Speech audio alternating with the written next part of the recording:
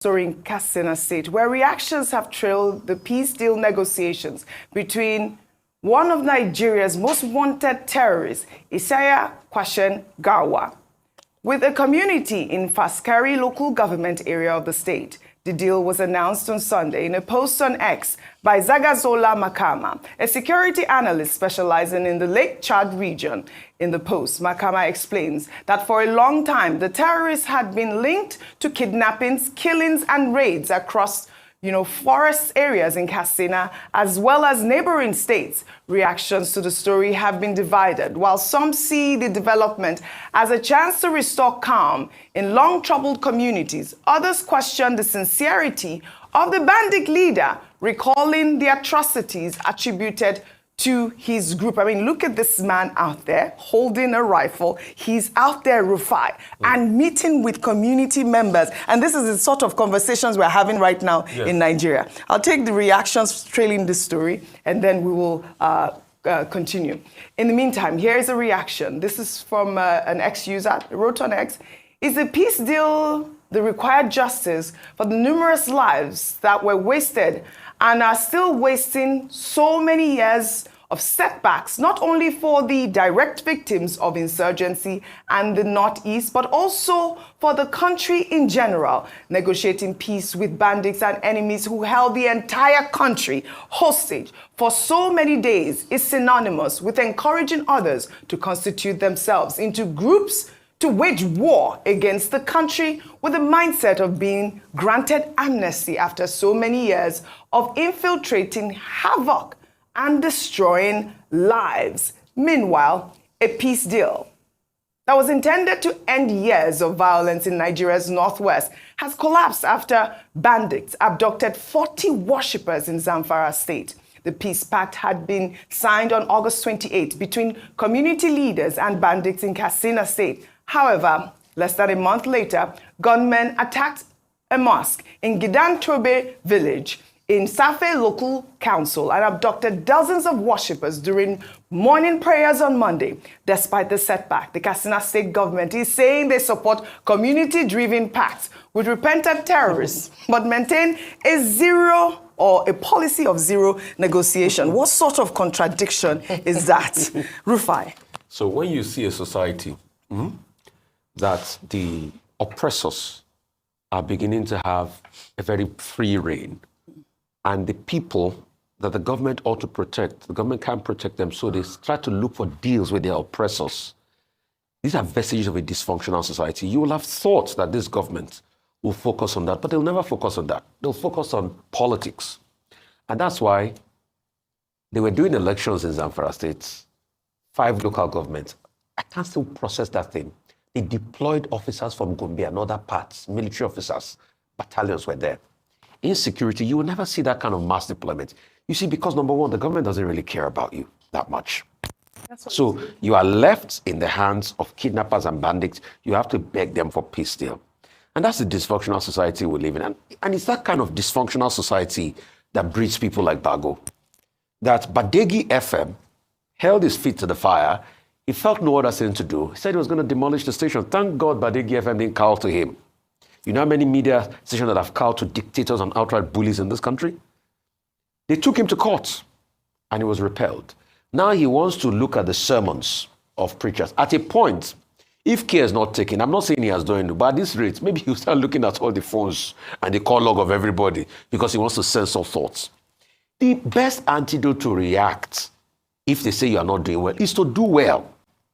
But in a large regard, in a very big aspect, yes, he has gotten some successes right in agriculture, but in trampling of rights and things like that, he has not done well. Yeah. And we have to tell him what it is. In that interview, he made many blunders. And please, his chief press secretary should walk him about what they call image. He thinks he's straight talking, but he says a lot of rubbish. Just like what he said in that interview, that Borgu local government is bigger than the entire Southeast. So empirically, it was proven to be wrong. Borgu local government is not bigger than the entire Southeast.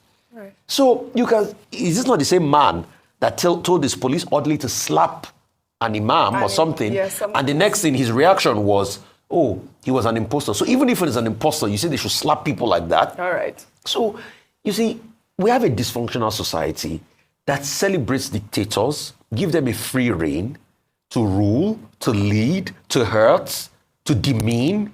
And we are meant to go and say rankadede to dictators. And when you speak out, you are told that you are not patriotic, and they will couch it around religious and tribal lines. I mean, this is the situation that we have in our hands at this point. We have this terrorist leader who is actually on the number 9 on the DSS list, most wanted, and he's out there. His pictures are there, and he's negotiating with the community.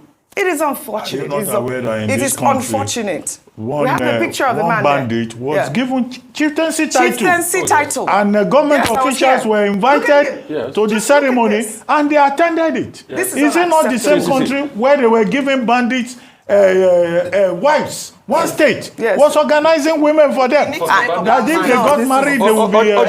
Oji, look at the military fatigue the guy is wearing. Come on. If you dare wear that camel, the military will beat you blue-black in public. But look at him. Look at him. Wearing a military cap. Unacceptable. It's the audacity and boldness of impunity. That's bandits and terrorists are criminals. They are. They do not deserve jollof rice. They do not deserve chieftaincy titles. Yes. They do not deserve any form of negotiation. No. The law of the land must be made to follow its course. Well said, Dr. Abati. Well said.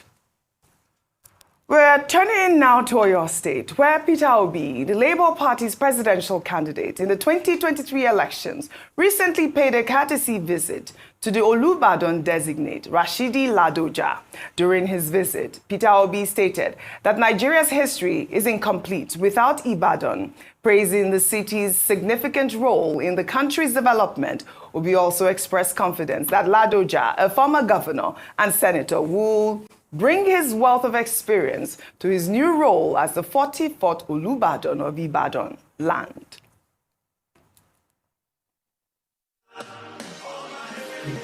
All my enemies are suffering. All my enemies are suffering. All their plans are scatter. All my enemies are suffering. Enemies, frenemies, miss me with that energy. You never know me, don't like me. I have seen the president. Can we unite and love each other? So I help to build a better country. We have no other country except this one. And we must all build it together. All the plans are scatter. All my enemies are suffering. Right, there you have it, Ayo. Peter Obi's visit is quite significant, especially in the run-up to the 2027 elections. It's a classic example of how politicians in Nigeria, regardless of their position, continue to build bridges with traditional institutions. It's common practice, right, Dr. Abati, for political figures to seek the blessing of traditional rulers, recognizing their immense influence and their role as custodians of culture and community. I want to take this reaction so that we can discuss this. This person, truth be told, wrote on X. This courtesy visit by Peter Obi and Gbadebo Rose Viber to the Olubadan designate is just another overhyped political stunt. It's not about unity. It's a desperate grab for relevance ahead of the 2027. The crowd and traditional vibes won't change the fact that this is all for show. Empty promises as usual. Truth be told, this is more noise than substance. That's the ex-user there. Another person wrote, well, including today's generation in conversations like this is crucial, because Peter Obi mentioned that. It helps reshape and redirect Nigeria's future towards a better tomorrow. The coming together of experienced leaders and fresh voices gives hope for real progress. I mean, I love to see these sort of images, though, and optics. What are your thoughts? All right, let me first of all, congratulations to now the Olubadan of Ibadan, who's also an experienced politician in his own right, and now he's coming there. Former governor, an experienced politician. He was also quite influential in Oyo politics. But also to see Peter Obi, who has not yet said where he's going to or what he will do come 2027, go there to pay a courtesy visit, in respect of tradition. Now, to the first person who says, oh, this is just a political stunt, the truth is that you do the talk. You don't do the talk. Everybody's consolidating their base, whether it's through grassroots engagement, ahead of 2027. Irrespective of what he decides to do, at least what he's showing is that he continues to connect to the people, whether from the south, the east, west, or north in Nigeria. This is what we need to see. More unity along ethnic divides. No, at the end of the day, one Nigeria, we promote that. And whatever he needs to do to ensure and to give a good signal to the people, I think it's fantastic. And I think it's good that he's done that visit. More unity is what we need in Nigeria. Okay. Now, let's move on to this information. You know that former President Goodluck Jonathan had a discreet meeting with Peter Obi very recently, and they discussed and talked about national issues. Now, also, you know that Peter Obi also met recently with former President Olusegun Obasanjo as well. From there, they went to visit the, I'm sure you know Ladoja. He's now governor of Oyo. And he's now a king. He's a king. Yes, Olubadan designate. That's what so they went to pay their royal rights and all of that. Now, ever since then, the talk is that Peter Obi may actually have to withdraw from the 2027 presidential race in respect for Jonathan, who is supposedly he considered as his mentor. They worked together when Jonathan was a president, and they feel that it's Jonathan that has the willpower to ask Peter Obi to drop his ambition. The idea is that the North finds Jonathan more appealing, all right, than Mr. Like Peter. A pot of soup. Like pounded yam with a goosey soup. Like a pot of soup? You said find him appealing. But because of that particular incident, the supporters of Peter Obi are saying, what are people even thinking about? How can Peter Obi want to withdraw from the race? Could this be another distraction, just to cause confusion? Jonathan, okay, if that is the case, when will Jonathan speak? Is he waiting for 2026?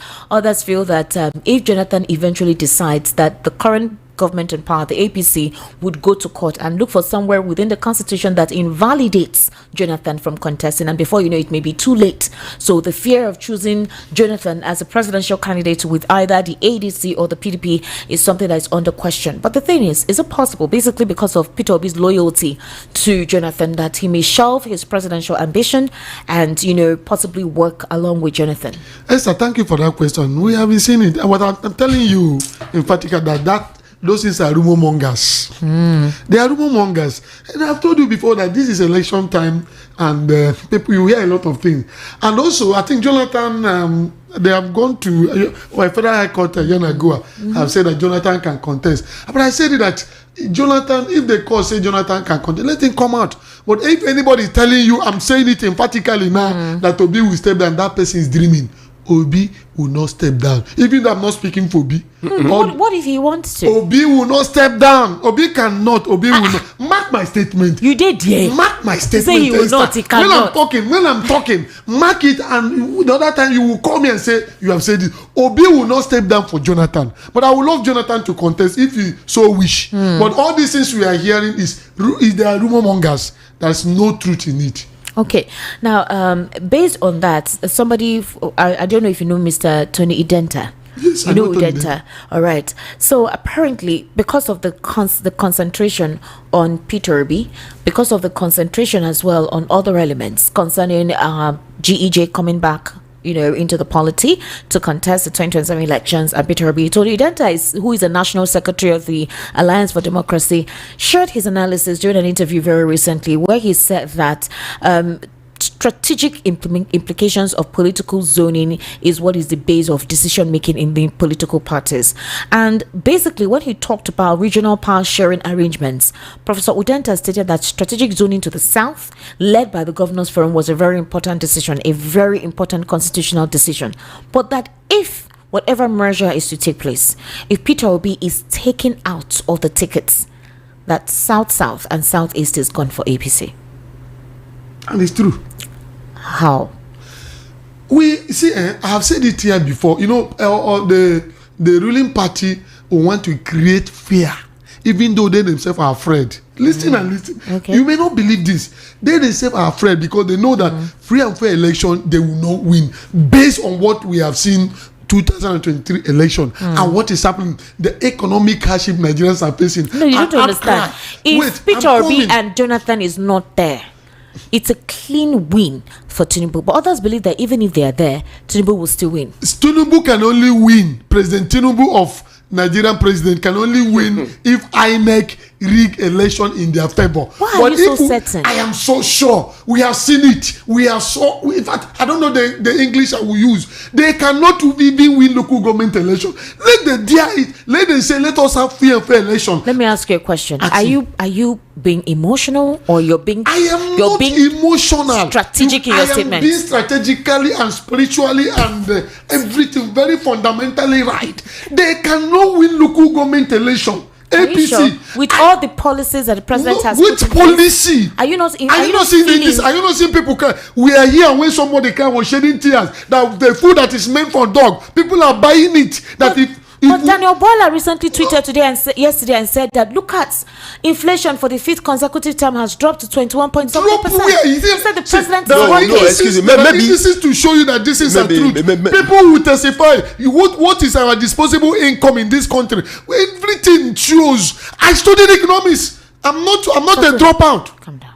Please, when these people come on board and talking anything they don't know, don't listen to them. They will all praise their master because they know they have finished Nigeria. No, the indices in this country have shown that Nigeria is going back. People are crying. Go to the streets, you hear it. Go to the houses. People cannot even feed. People cannot pay house rent. People are overburdened. Look at what is happening. It's very few. Mr. Lawal Kondaya. Sounds like my name. Yes, sir, that's your name. It's over to you in reaction to the situation with Peter Obi having to supposedly recline and allow Jonathan come on board if some certain sections of the north feel that Jonathan is more appealing. We always talk about it. You see, when that is why Nigerians there are two Nigeria. There are two Nigeria. I will always say this thing. There are two Nigeria. The Nigeria of the rich and the Nigeria of the poor. So when it comes to election, you'll be hearing it appeal to the north. What do you mean by it appeal to the north? I've said it. Are you cooking flour or you are cooking a special soup that is going to the north? And one for the west. I don't understand. It appeal to the north. We are talking about administration. We are talking about good leadership. You are talking about something that appeal to some certain people in the north, and eventually most of people in the north will come back and complain after some time. Is that what we are experiencing? And you are telling us, when are we going to get out of this? When are we going to, can I use the word nonsense? This quagmire. This quagmire. I don't even know the meaning of quagmire. Quagmire is confusion, this challenge, this problem. Okay, I should pick out of those three. I should not use big word. No, you should not use that one. Now, so we should get out of this. We are talking about good leadership. We are talking about an administration that can come and make everything work for us, in which we will be appealing to international communities and everywhere. Nigeria will be valued, will be respected. And you are talking about something that is appealing to some people, some certain section of the country. Is that what the presidency is all about? Is that what governorship or governance is about? It has to appeal to some certain set of people, and then we are okay. What about the other set of people? What about the other part? But the president said that he is there to ensure that Nigeria works for all. That's why we are negotiating. Some people are now negotiating with terrorists, and then settling terrorists. And then you see terrorists are now moving around normal. You go. So what is? So it's very appealing. So some people have to shut. You heard what the Zamfara state governor said at some point, that it's either they do this, or this is Zamfara or Katsina state governor rather. It's either they do this or these guys continue to kill their people, and that they need to wait for an order from the federal government before they make any move. It is not within their authority to ask the Nigerian army to do anything. So when would the Nigerian federal government give any response for any form of defense or attack on that governor? So that approach is what they are looking at now. Esther, that governor, when he says that in the presence of the elite, they will tell him that he doesn't know what he's saying. Because you have governorship forum with the president, where you are meeting with the president. Is that not it? You didn't table this. You didn't show your annoyance and your anger before that, so that they know that this thing is biting you. You go there, you smile, you come back home, you'll be telling us another story. As if they don't have meeting with the president and discuss about the condition of the nation. And is that not it? Don't they have meeting with the federal government? I've not been governor before. Second, I'm coming. Why has yam become expensive? Residents in Abuja are complaining.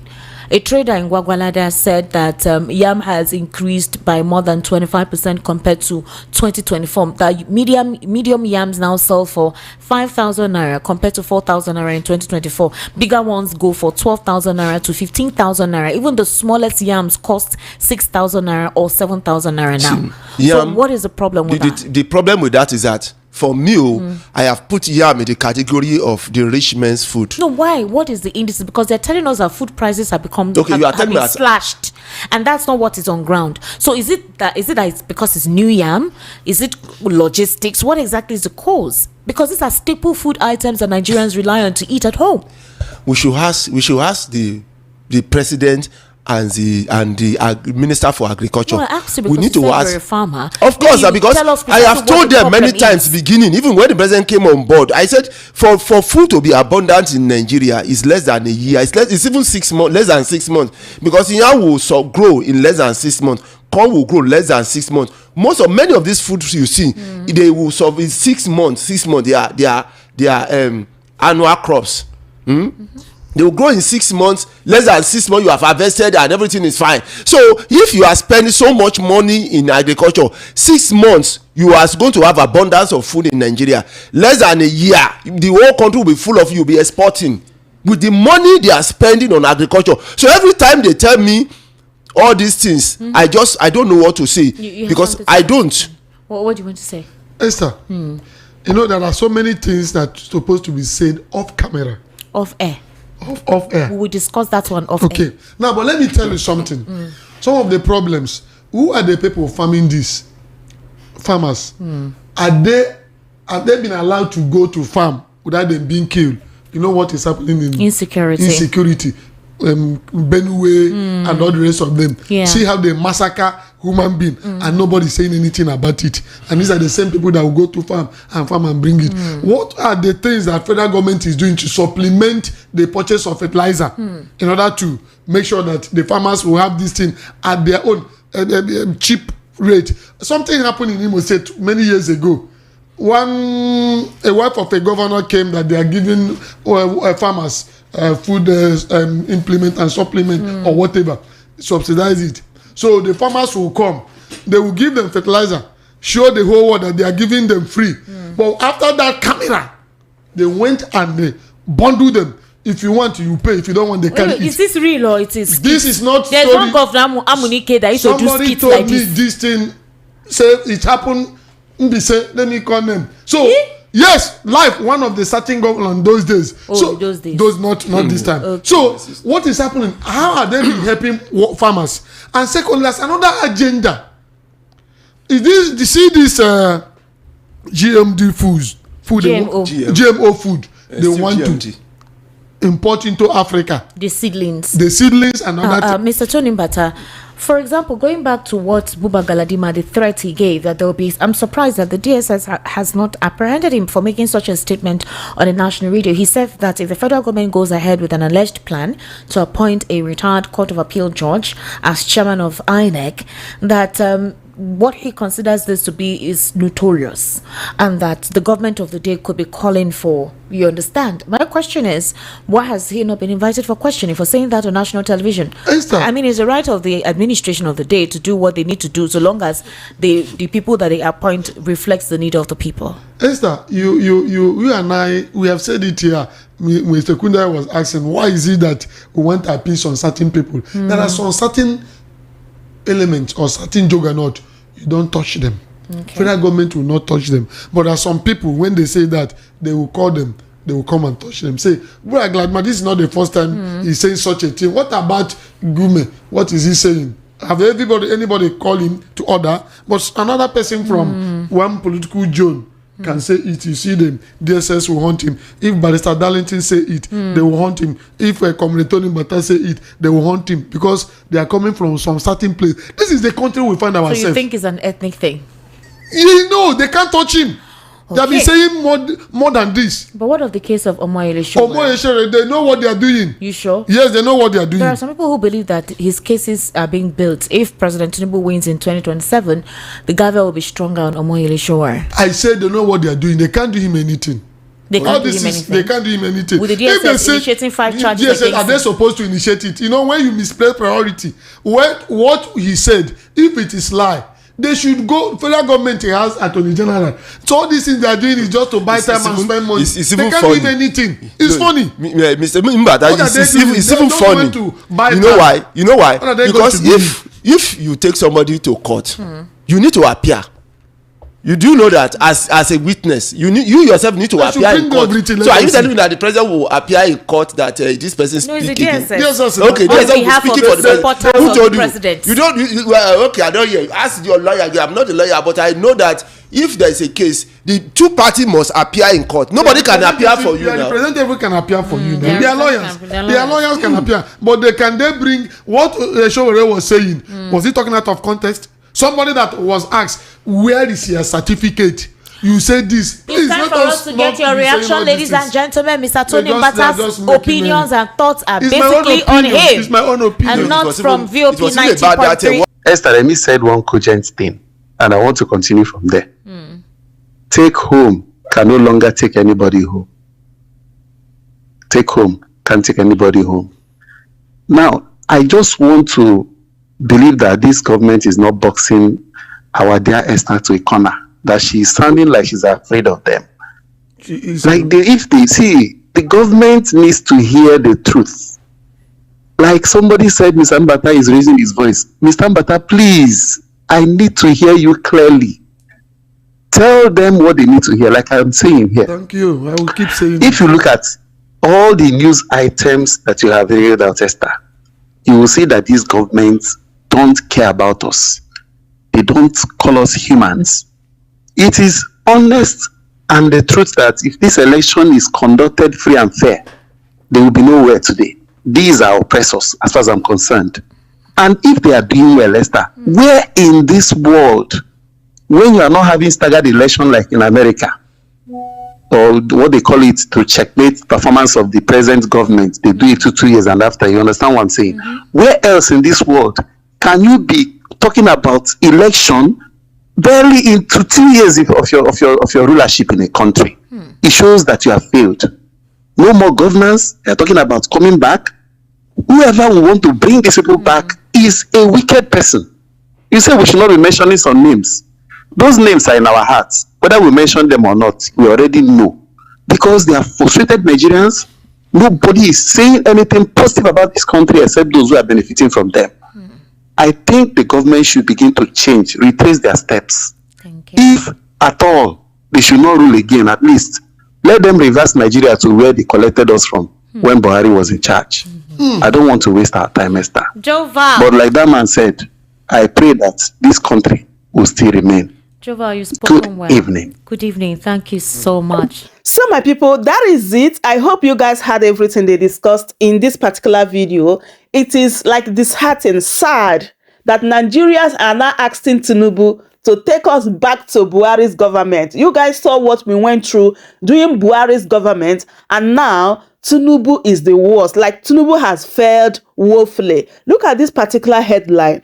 Yoruba Union says Tinubu is confused, out of ideas, warn Nigerians not to repeat mistake of electing him. Nigerians are even asking, did anybody elected Tinubu in 2023? Did the Tinubu win that presidential election in 2023? So let's look at some of the reaction from this particular post.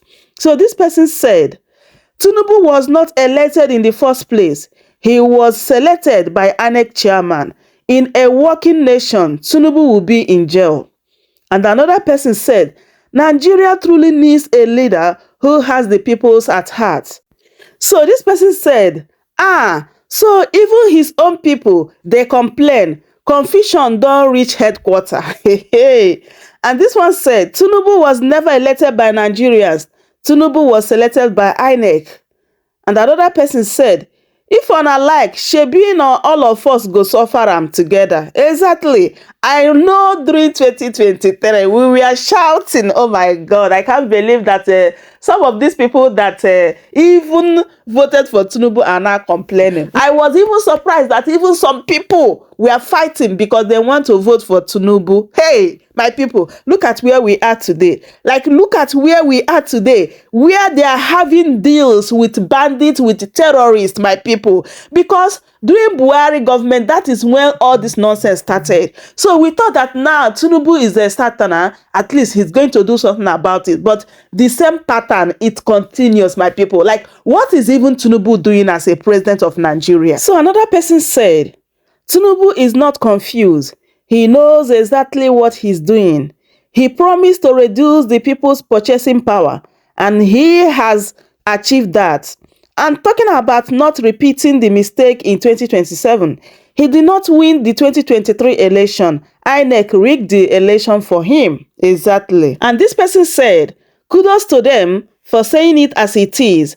I just hope other Yorubas could speak up against this regime and not keep quiet because he is one of their own. Bad governance knows no tribe. It affects we all. We should all be united against every evil politicians, no matter where they are from. So ever since we heard about this peace deal with the terrorists and bandits in Katsina State, Nigerians have been reacting. So this particular one here is from Shehu Sani, and he said, security forces failed. Bandit leaders who killed rape should be eliminated, not giving peace deal. Exactly. Until Nigeria government start treating bandits as bandits, terrorists as terrorists, criminals as criminals, insecurity will not stop. Like, it is high time for Nigerians to say enough is enough. Like, we don't see it all. We don't see it all, honestly. If anybody is aiming or planning to vote for Tinubu in 2027,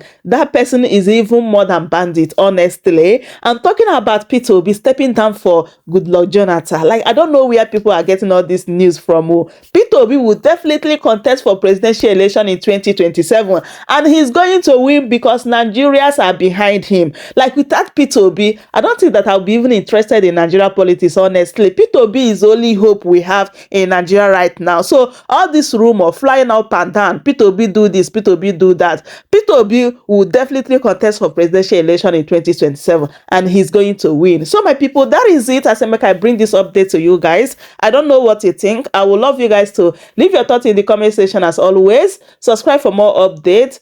Like the video, share it as well. I truly appreciate you all for your support and love here on my channel. May Almighty God bless you all. So I'm going to see you guys in my next update. Goodbye for now. Welcome to Terrørists.